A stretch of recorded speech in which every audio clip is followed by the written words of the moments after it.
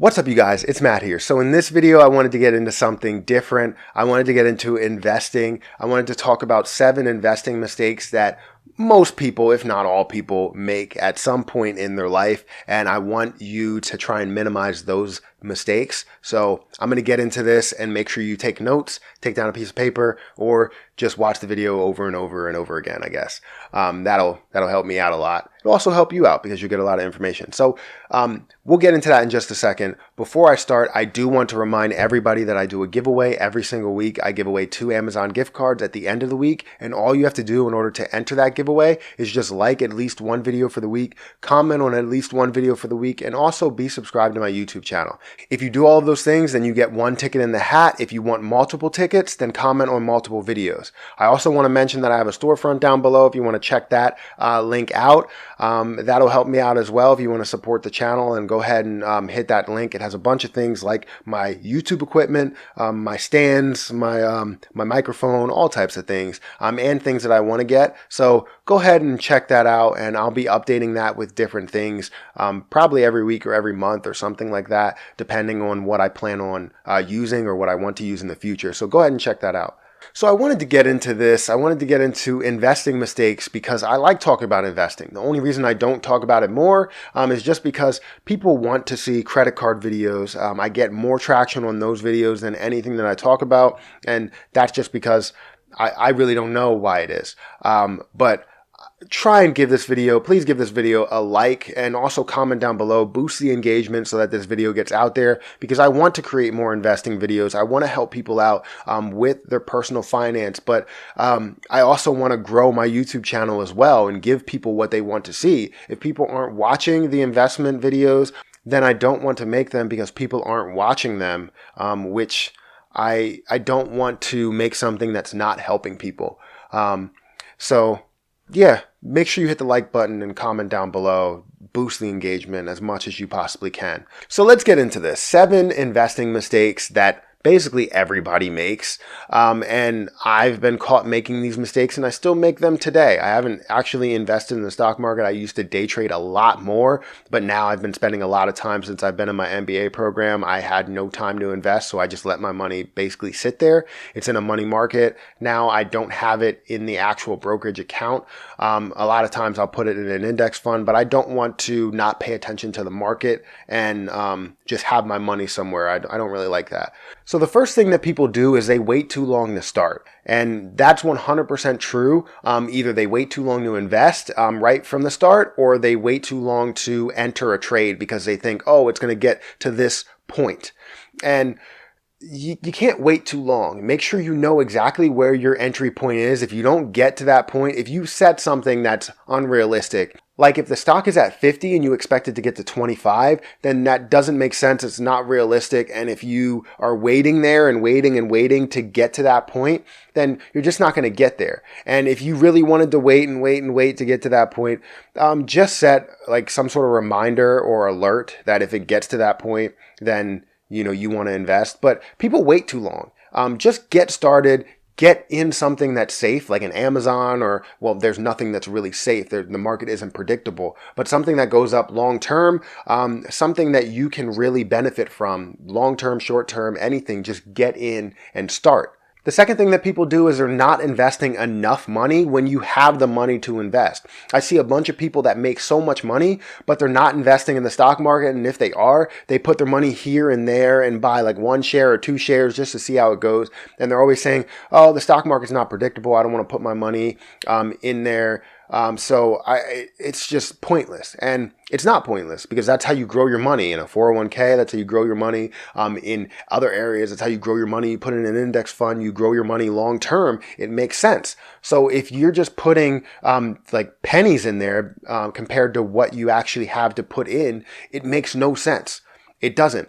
You should take 5, 10%, however much percent of your income and put it in there. Don't just skim off like 0.5% or 0.1% of your actual income and put it in the market, because that's not going to get you anything. It's not going to get you anywhere. And if you do find success, it's going to be too late when you actually realize that you can actually make money from it. How many times can I say actually in a sentence? 49 times, I guess. But you can make money from doing this. So why would you wait? And why would you not put as much as you possibly can in the market? And now I understand if we're at a certain point to where we're at a down market and you know it's going to collapse, if you're doing your research, and I understand. But most of the time you can find a way to put your money and invest, because you can still short stocks as well. So there's no excuse. The third thing is that you pay too many fees. A lot of times you're using something like a Fidelity, like a TD Ameritrade, like something, and you're trading in small batches, but it doesn't make sense how much you're trading. So you're buying 3 shares of something and you're paying, $4.95 or $6.95 per trade. So buy and sell, you need to make a hell of a lot of money from that amount that you invested in. So if you're investing in Amazon, then I understand. If you invest in something, that's really low, like say a Sirius XM or something like that, then it doesn't make sense that you're paying more in commissions than you are getting back in the shares. Because once you sell, it's going to be nothing. So it's pointless. Even if you go up $1, you're not going to make enough money in that instance. So you're paying too much in fees. Now that's one instance. I use Fidelity, so I know I pay $4.95 per trade. And when I do day trade, I have my whole set. I have everything set up to where I know my stop loss while I include the commission in it. So that's how everything works. Now I could use something like First Trade, which I did, and $0 commissions. Also, you can use Robinhood $0 commissions. There are other ones that are out there, $0 commissions. Just pick and choose what platform you want to use and go ahead and use it. It's very simple. You don't have to pay too much in fees, and make sure you work out the amount that you're going to get in return if you have any type of profit. Don't pay too much in fees if you are using Fidelity. Don't buy 2 shares of a $3 stock if it's pointless here. You're not going to make enough money out of it.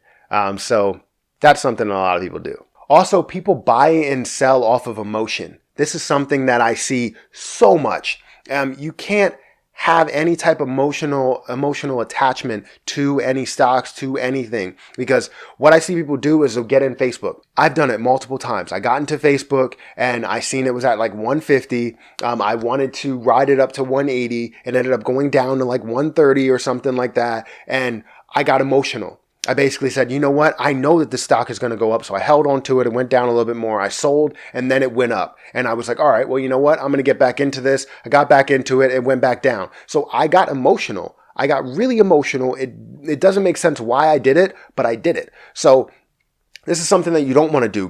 Don't get emotionally attached to a stock or an investment, because it always goes against you. It does. Seriously, let it go. If you don't get the profit that you wanted, let it go, move on. And I understand it went back up. You can get all sour if you want to, but it's not helping you in that situation. So just move on, seriously. Number 5 is people frequently trade without a strategy. You always need a strategy in every situation. Know your in and out point, when you're going to enter, when you're going to exit. If you don't know that, if you think you're just going to go in and exit at any point in time, a lot of people that I know, close people that I know, I see people get into it and they're like, oh, the stock is up $5 and I'm making so much money. And I'm like, well, why aren't you selling? I'm going to see how long it's going to go up. What kind of answer is that? I understand the logic behind it. You want to gain as much as possible because the human race is greedy as fuck. But you don't need to do that. You need to make sure that you get out at a certain point, know exactly where you're going to get out. And if you're telling people you're excited about that profit target where you're at now, then get out. I don't care how much it goes up. It can go up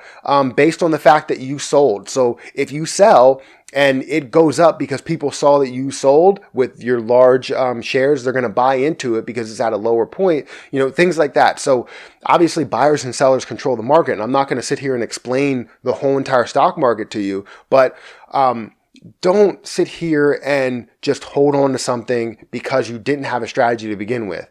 You want to make sure you have the strategy right from the start and know when you're going to buy the stock or sell the stock in short selling instances, when you're going to buy the stock and when you're going to sell the stock. Know your in point and your out point.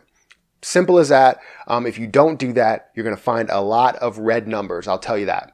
Another thing that people do that I hate so much, and anybody that tells me, oh, this is what this person is doing, I just want to leave the conversation at that point. But I know it's rude, so I don't do it.